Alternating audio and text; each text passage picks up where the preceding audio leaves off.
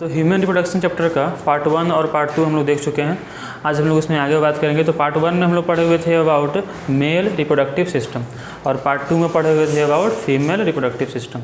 अब आज हम लोग पढ़ेंगे कि हम लोग उसमें देखे हुए थे कि जब ओव्यूल बन जाता है, मतलब कि देखो जो ओवरी होता है, ओवरी में से क्या होता है, ओवरी में से जो सेकेंडरी oocyte है वो निकल के बाहर आता है। बाहर कहाँ जाता है? फैलोपियन ट्यूब में जाता है।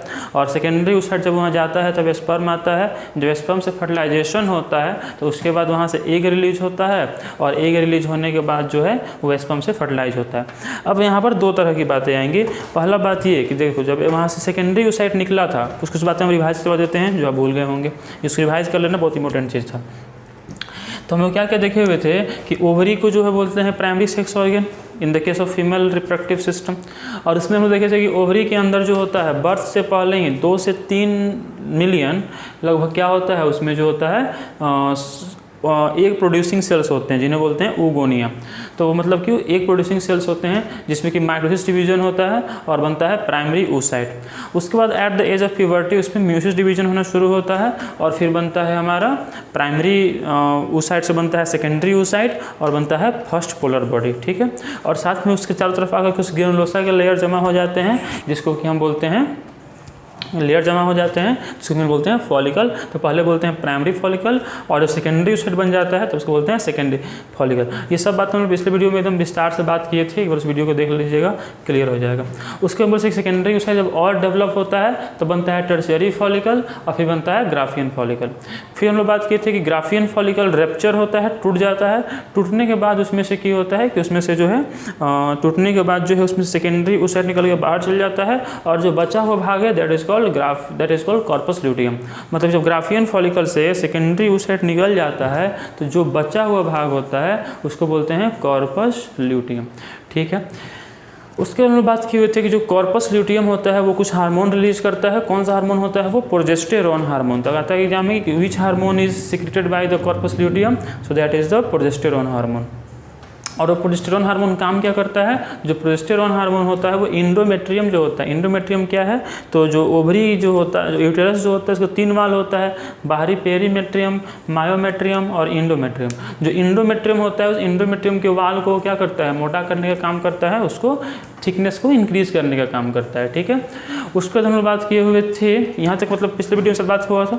अब इसमें हम लोग आगे बात करेंगे। देखो तो अगर मान लो क्या हुआ कि सेकेंडरी oocyte निकल के, ठीक है, देखो इससे बनाए थे ना कुछ ऐसे कुछ स्ट्रक्चर बनाए थे और इसमें से क्या होता है, ये होता है हमारा ओवरी जो कि 1 पेयर होता है और जो कि प्राइमरी सेक्स ऑर्गन होता है।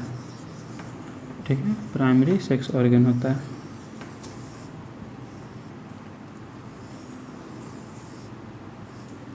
ठीक है।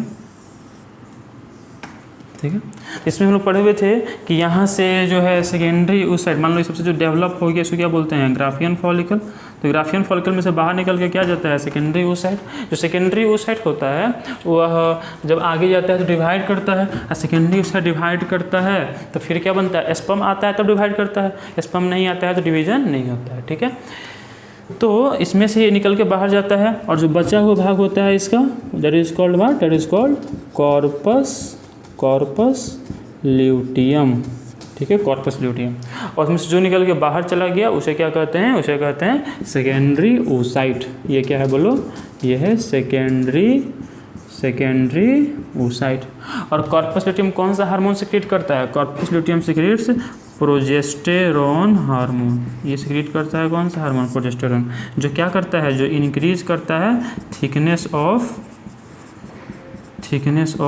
Endometrium.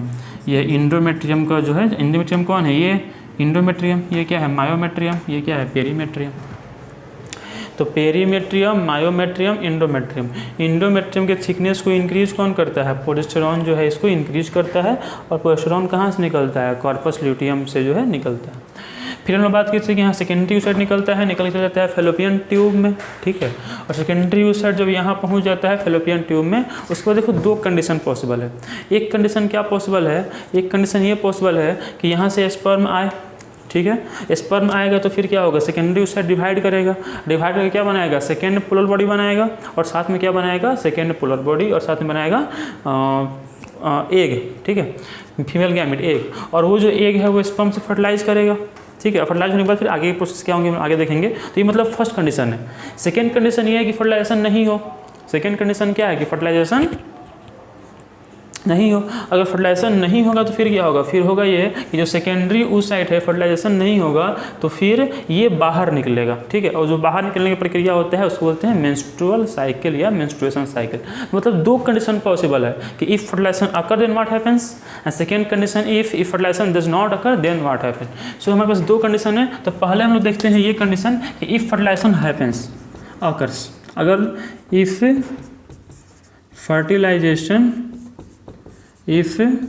Fertilisation occurs then what happens, ठीक है। अगर फर्टिलाइजेशन होता है तब क्या होता है। तो if fertilisation occurs then you can recall the secondary side यहाँ से बाहर आता है, ठीक है। और सेकेंडरी उस साइड जब स्पर्म आता है तो सेकेंडरी उस साइड डिवाइड करता है, क्या बनाता है, सेकेंड पोलर बॉडी, और क्या बनाता है, एग सेल।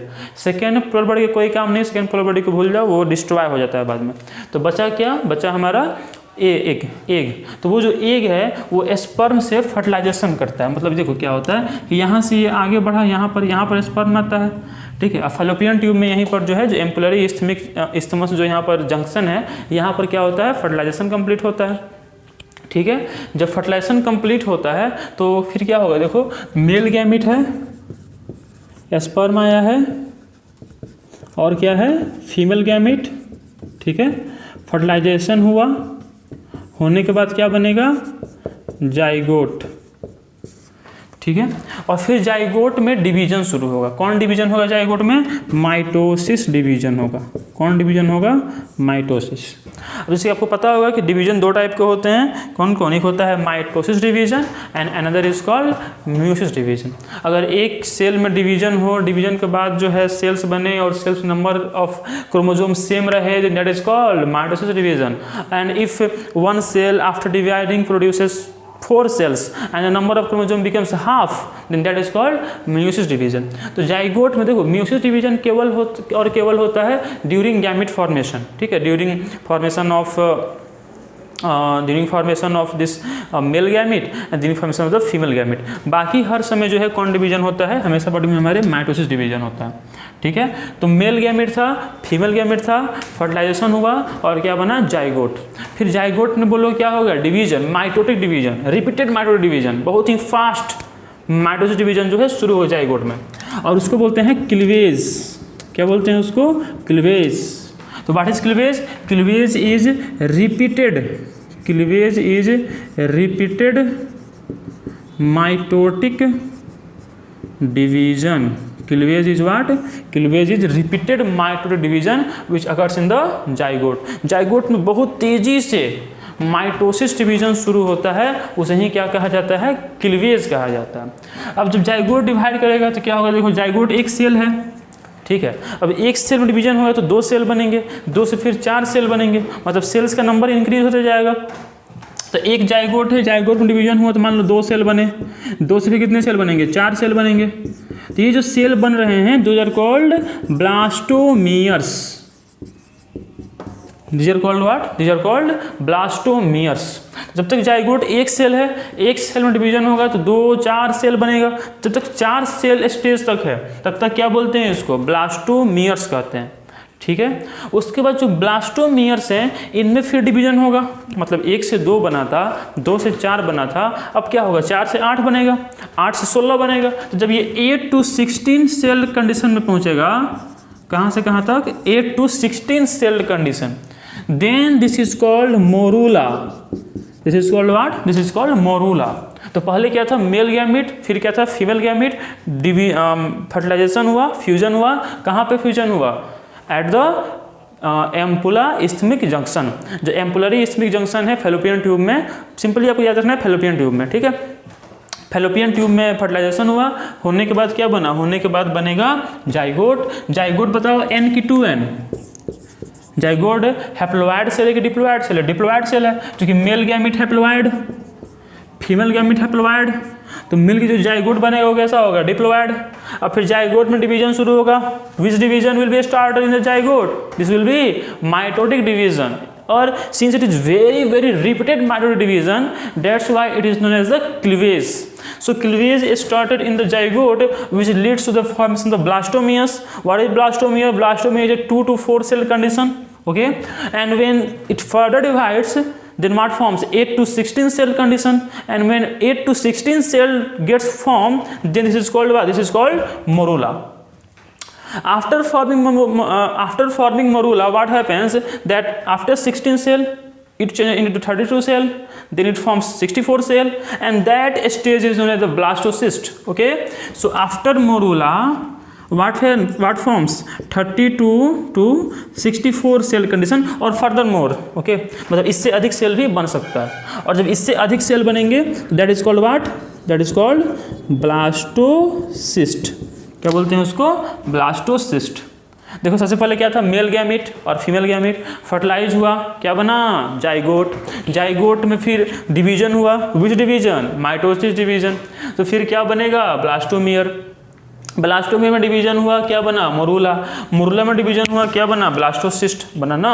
और फिर ब्लास्टोसिस्ट में डिवीजन होगा, मतलब डिवीजन तो होगा, उसके पहले ब्लास्टोसिस्ट जो है डिफरेंशिएट होगा। देखो अभी तक केवल सेल का नंबर बढ़ रहा है, और दो चीज़ें जरूरी होती हैं, एक तो सेल का डिवीजन, दूसरा सेल का डिफरेंशिएशन।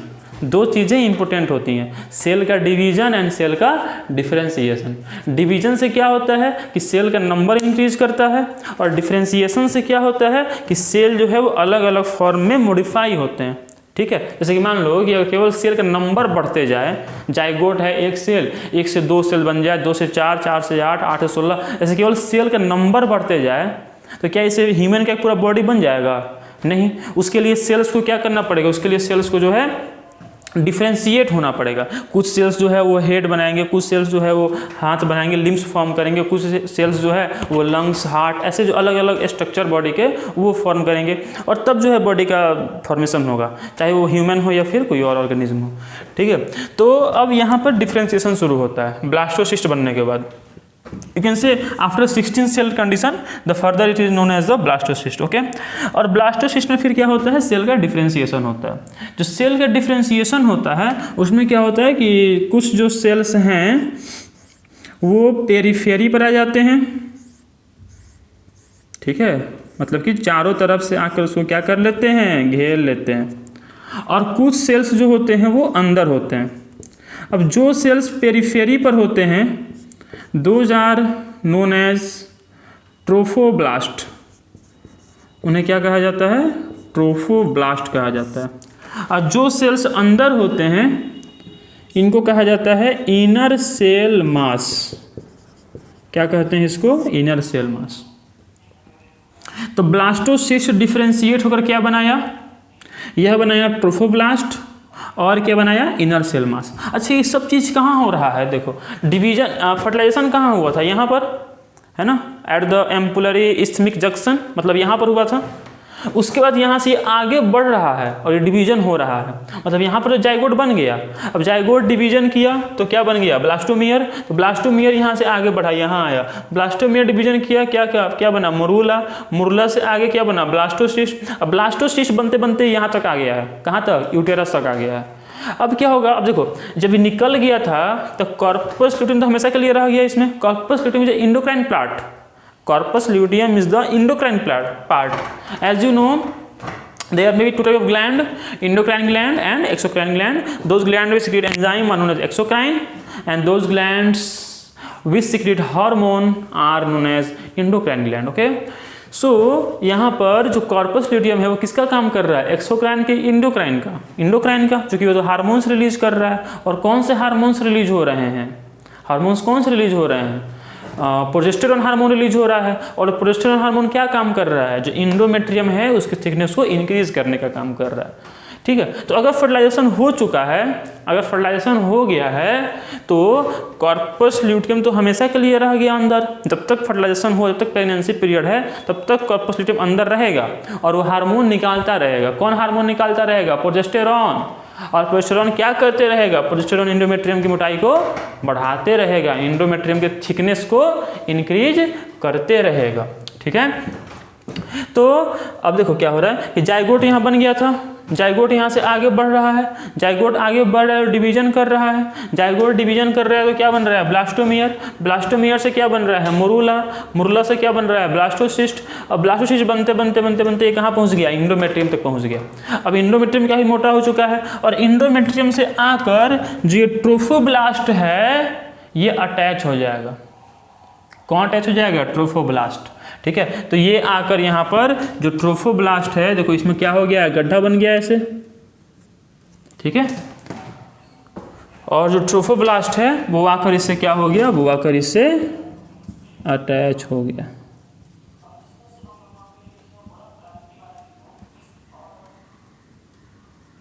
ठीक है, तो ये हो गया ट्रोफोब्लास्ट और अंदर में कौन है, इनर सेल मास। अब ट्रोफोब्लास्ट जुड़ गया इंडोमेट्रियम से, अंदर में कौन है, इनर सेल मास। अब देखो क्या होगा कि इनर सेल मास, ट्रोफोब्लास्ट सब जुड़ गया, ट्रोफोब्लास्ट एक कनेक्शन फॉर्म कर लिया विथ द ओम्ब ऑफ मदर। ओम्ब मतलब क्या होता है, यूटेरस। यूटेरस में क्या बोलते हैं, ओम्ब। ठीक है, ओम्ब या फिर यूटेरस, दोनों सेम बात है। ठीक है, तो यहाँ पर क्या हुआ कि यहाँ पर एक कनेक्शन फॉर्म हो गया। उसके बाद जो इनर सेल मास है, जो इनर सेल मास है, यही इनर सेल मास क्या करता है कि 3 लेयर बनाता है। क्या करता है, 3 लेयर बनाता है। एक को बोलते हैं एक्टोडर्म, एक को बोलते हैं मेसोडर्म और एक को बोलते हैं इंडोडर्म। एक्टोडर्म, मेसोडर्म और इंडोडर्म, ये 3 लेयर बनाता है। कौन कौन, एक्टोडर्म, मेसोडर्म और इंडोडर्म। कौन बनाता है, इनर सेल मास।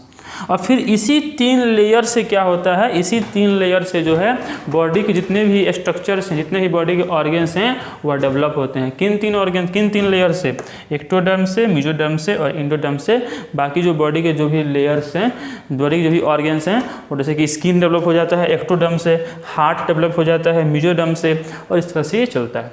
ठीक है, उसके बाद क्या होता है कि ये बन गया, इससे फिर बॉडी का स्ट्रक्चर बनना शुरू हो जाएगा और लगभग 5 मंथ के होते होते जो है लगभग बॉडी बन चुका होता है और 7 मंथ तक होते होते बॉडी जो है एकदम फंक्शनल हो गया रहता है। और बहुत बच्चा का जन्म जो है वो 7 मंथ पर ही हो जाता है। मतलब नॉर्मली देखा जाए तो प्रेगनेंसी पीरियड ह्यूमन में जो होता है वो 9 मंथ का होता है, 9 मंथ ± 7 डेज का प्रेगनेंसी पीरियड होता है। लेकिन इसमें जो है बहुत बच्चे का जन्म जो है 7 मंथ पर भी हो जाता है। हालांकि वैसे चाइल्ड जो होते हैं उन्हें कहा जाता है इमैच्योर चाइल्ड। ठीक है, मैच्योर चाइल्ड नहीं होते हैं, वो इमैच्योर चाइल्ड होते हैं। खैर उनमें कोई कमी नहीं होता है, बस उनके एक तरह से इम्यूनिटी तक कमजोर होता है, बाकी सब कुछ नॉर्मल होता है। नॉर्मल जो 7 मंथ तक बॉडी के लगभग सभी स्ट्रक्चर बन चुके होते हैं, इसमें कोई भी दिक्कत वाली बात नहीं है।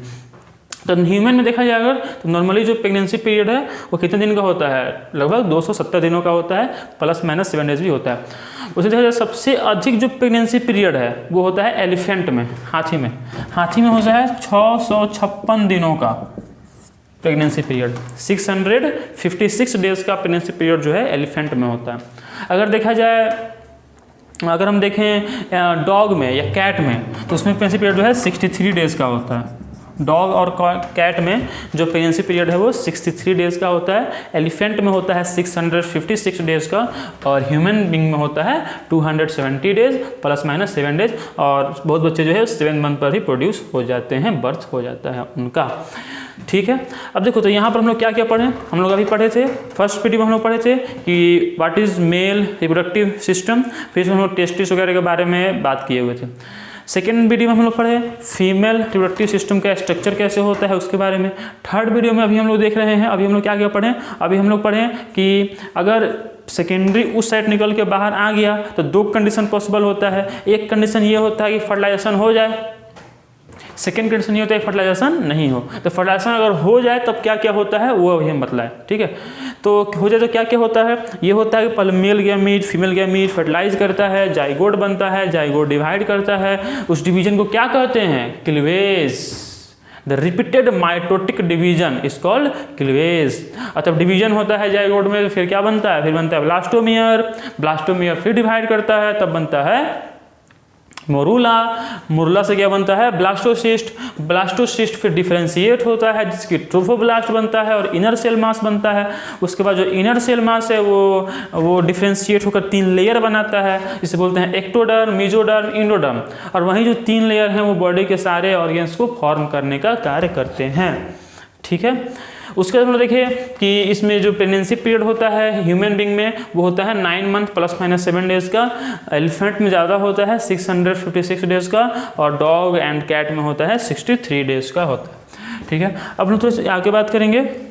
ठीक है, इसमें एक दो चीज़ और मतलब रहा जो हम लोग अभी मतलब कि जब हम लोग पढ़ लेंगे या प्रोडक्शन नहीं होता है तो क्या होता है, तब उन चीज़ों को हम लोग देखेंगे। जैसे कि तो देख लो उसमें, जैसे मान लो कि बच्चे केस में रहेगा 9 मंथ तक, मान लो 9 मंथ तक है, उसके बाद बच्चे का क्या हो जाएगा, डिलीवरी हो जाएगा। ठीक है, डिलीवरी के बाद जो है उसको फिर क्या हो जाए कि लैक्टेशनल शुरू होगा, मतलब उसको बच्चे को फीड करेगी माँ। ठीक है, बच्चे को माँ क्या करेगी, फीड करेगी। ठीक है, अब वो जो फीड होगा वो मेमरी ग्लैंड के द्वारा होता है, उसमें भी कुछ हार्मोन्स भाग लेते हैं। ठीक है, तो वो जो पीरियड होता है जिस पीरियड में माँ बच्चे को फीड करती है, अप्रॉक्स 6 मंथ का जो पीरियड होता है उसको बोलते हैं लैक्टेशनल पीरियड। क्या बोलते हैं उसको, लैक्टेशनल पीरियड। और जो लैक्टेशनल पीरियड है अप्रॉक्स 6 मंथ का होता है, और इसमें देखिए 2 हार्मोन्स जो हैं इन बहुत ही इंपॉर्टेंट रोल प्ले करते हैं। एक बात और कि जब ये बच्चे की जन्म होना होता है उसमें प्लासेंटा के द्वारा, प्लासेंटा क्या है, प्लासेंटा एक स्ट्रक्चर है जो कि बेबी को मदर के ओम से कनेक्ट करता है, और बच्चे के शरीर में जो भी चीज़ें हैं, जो भी मतलब एग्जेक्टिव प्रोडक्ट हैं उनको माँ के शरीर में भेजता है, और फिर मदर के बॉडी से जो भी न्यूट्रिएंट्स हैं या फिर ऑक्सीजन है उसको कि बच्चे के शरीर में भेजने का काम करता है। ठीक है, तो प्लासेंटा होता है। उसके बाद क्या होता है कि लैक्टेशनल पीरियड क्या होता है, तो बर्थ के बाद जितने समय तक माँ बच्चे को फीड करती है उसको बोलते हैं the period in which mother feeds her child is known as lactational period. अब इस दौरान होता क्या है कि जब बच्चे के जन्म होना होता है उसी समय प्लासेंटा से भी कुछ हार्मोन निकलते हैं, जैसे कि रिलैक्सिन हार्मोन निकलता है। ठीक है, और वो जो रिलैक्सिन हार्मोन है वो क्या करता है कि जो मायोमेट्रियम है उसको कॉन्ट्रैक्टाइल बना देता है, ताकि बच्चे का जो जन्म है, जो बर्थ है वो ईजिली हो पाए, उसमें ज़्यादा दिक्कत नहीं हो। ठीक है, और आफ्टर बर्थ जो है या बर्थ कुछ समय पहले ही एक हार्मोन निकलना शुरू हो जाता है पिट्यूटरी ग्लैंड से। उस हार्मोन को बोला जाता है ऑक्सीटोसिन हार्मोन। क्या बोलते हैं उसको, ऑक्सीटोसिन हार्मोन। और ये जो ऑक्सीटोसिन हार्मोन है ये क्या करता है, मिल्क का इजेक्शन करवाता है, और एक और हार्मोन निकलता है पिट्यूटरी ग्लैंड से, उसको बोलते हैं मतलब लैक्टेशनल पीरियड के पहले या इसको कॉज करने के लिए 2 हार्मोन रिस्पॉन्सिबल होते हैं। एक होता है ऑक्सीटोसिन हार्मोन और एक होता है प्रोलैक्टिन हार्मोन। जो यहाँ पर प्रोलैक्टिन हार्मोन है यह मेमरी ग्लैंड्स में, ठीक है, मिल्क का प्रोडक्शन शुरू करवाता है। हालांकि इस बारे में हम फिर से बात करेंगे जब हम पढ़ेंगे मेमरी ग्लैंड के बारे में। तो ठीक है बिल्कुल, थोड़ा सा सुन लो, अगर आप ऑब्जेक्टिव में आएगा तो बनाने में आसानी रहेगा।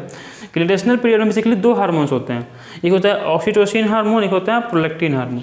प्रोलैक्टिन क्या करता है, मिल्क का प्रोडक्शन शुरू करवाता है, और जो ऑक्सीटोसिन हार्मोन है ये मिल्क का इजेक्शन शुरू करवाता है, मिल्क का इजेक्शन, तो मिल्क को बाहर निकालने का, इजेक्शन मिल्क को बाहर निकालने का काम करता है ऑक्सीटोसिन। और मिल्क प्रोडक्शन को शुरू कर देता है प्रोलैक्टिन। प्रोलैक्टिन जो है मिल्क का प्रोडक्शन शुरू करवाता है, ऑक्सीटोसिन जो है मिल्क का इजेक्शन शुरू करवाता है। तो ये तो वो कंडीशन हुआ कि अगर फर्टिलाइजेशन हो गया तब क्या होगा।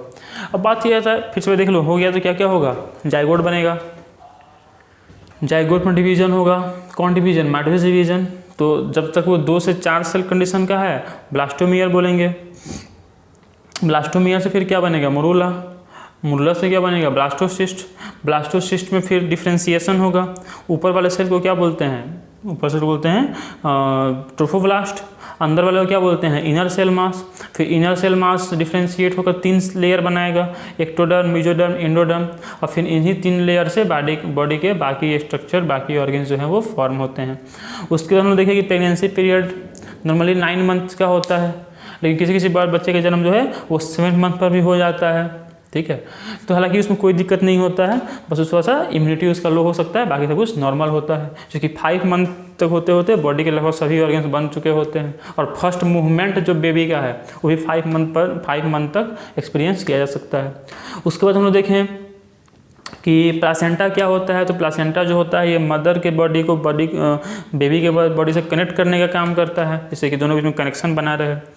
उसके बाद में देखें कि जब बच्चे के जन्म होना होता है उसमें प्लासेंटा से कुछ हार्मोन्स निकलते हैं, रिलैक्सिन हार्मोन निकलता है, जो कि मायोमेट्रियम जो है, मायोमेट्रियम क्या है, यूटेरस का सेकेंड लेयर है, उसको कॉन्ट्रैक्टाइल बनाता है ताकि उसमें कॉन्ट्रैक्शन हो और बच्चे का जन्म जो है ईजिली हो पाए। ठीक है, उसमें देखिए जब बच्चे का जन्म हो जाता है या उससे पहले से ही जो पिट्यूटरी ग्लैंड है वहाँ से एक हार्मोन निकलता है, प्रोलैक्टिन और ऑक्सीटोसिन हार्मोन, 2 हार्मोन निकलते हैं। हालांकि ये निकलता है थ्रू एंटीरियर पिट्यूटरी और ये निकलता है थ्रू पोस्टीरियर पिट्यूटरी। और ये जो 2 हार्मोन निकलते हैं ये हार्मोन क्या करते हैं, ये हार्मोन जो है मिल्क का फॉर्मेशन और मिल्क का इजेक्शन करवाते हैं मेमरी ग्लैंड से। ठीक है, हमको पता है फीमेल में डेवलप्ड मेमरी ग्लैंड होता है। तो प्रोलैक्टिन क्या करता है, प्रोलैक्टिन जो है मिल्क का प्रोडक्शन शुरू करवाता है। ठीक है, और ऑक्सीटोसिन क्या करता है, ऑक्सीटोसिन जो है मिल्क का इजेक्शन शुरू करवाता है। मतलब ये मिल्क का प्रोडक्शन करवाता है, ये मिल्क का इजेक्शन करवाता है। अभी हम देखेंगे एक वीडियो में कि मेमरी ग्लैंड कैसे होता है और कैसे काम करता है, वो भी हम लोग देखेंगे। ठीक है, तो यहाँ पर ये बात हुआ। अब हम बात करेंगे कि अगर फर्टिलाइजेशन नहीं हुआ तब क्या होगा। तो अगर फर्टिलाइजेशन नहीं हुआ, इन सब बातों को आप लिख लीजिएगा, बेहतर होगा। इसका नोट्स मिल जाएगा आपको PDF फॉर्म में। लेकिन आप एक काम कीजिएगा अभी कि वीडियो को पॉज करके, अभी हम साफ कर दिए, वीडियो को पॉज करके पीछे जाकर जितनी बातें लिखे थे उसको अपने भाषा में लिख लेना, अपनी लैंग्वेज में जितनी बातें बोर्ड पर लिखी हुई थी सब बातें लिख लेनी है। वीडियो को पीछे कर सकते हैं और जाकर वहाँ पर लिख सकते हैं। तभी हम लोग देखें कि फर्टिलाइजेशन हो गया तब क्या होगा। अब हम देखते हैं कि फर्टिलाइजेशन नहीं हुआ तब क्या होगा। What happens if fertilization does not occur? अगर फर्टिलाइजेशन नहीं होता है then what happens? We are going to study about that. Okay? तो देखिए अगर फर्टिलाइजेशन नहीं हुआ तो फिर क्या होगा।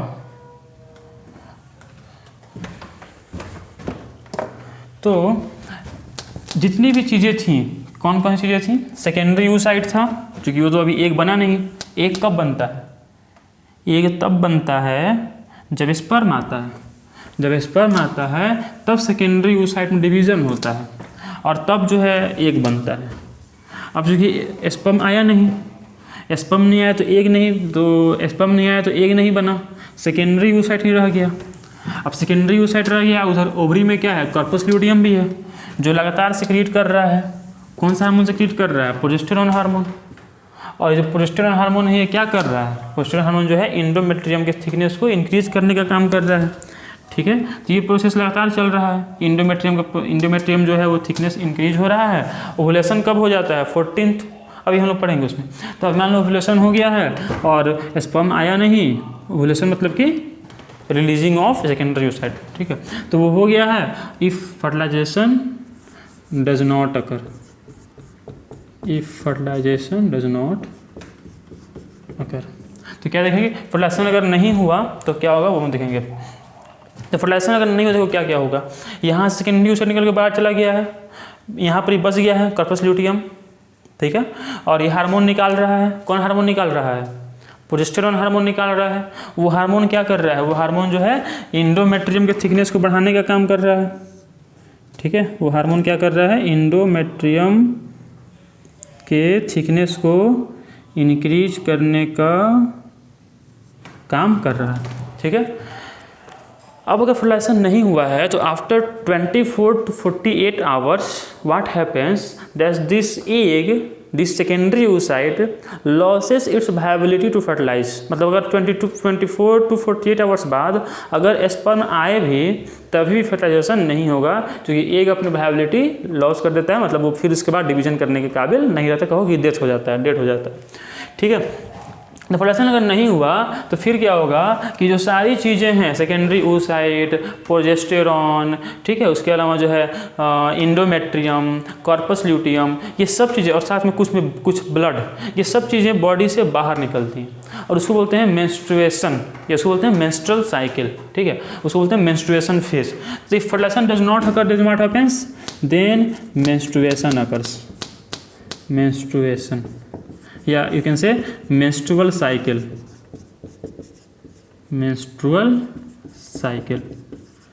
and about this menstrual cycle we will discuss about the next video.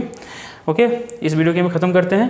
अगले वीडियो में हम लोग जो है मेंस्ट्रुअल साइकिल के बारे में, और प्रेलेशन नहीं हो तो क्या क्या चीज़ें होती हैं, कौन कौन से हार्मोन्स इन्वॉल्व थे जो कि अब बाहर निकलने वाले हैं, और कौन कौन से हार्मोन्स मेंस्ट्रुएशन साइकिल के अलग अलग फेज़ में इन्वॉल्व होते हैं, उसके बारे में हम लोग अब बात करेंगे नेक्स्ट वीडियो में। ठीक है, तो इस वीडियो को यहीं पे ख़त्म करते हैं। नेक्स्ट वीडियो में हम लोग मेंस्ट्रुअल साइकिल के बारे में बात करेंगे, और कि प्रेलेशन अगर नहीं हुआ तो फिर क्या होता है और कैसे ये साइकिल कंप्लीट होता है। ठीक है, तो पढ़ाई करते रहो। धन्यवाद।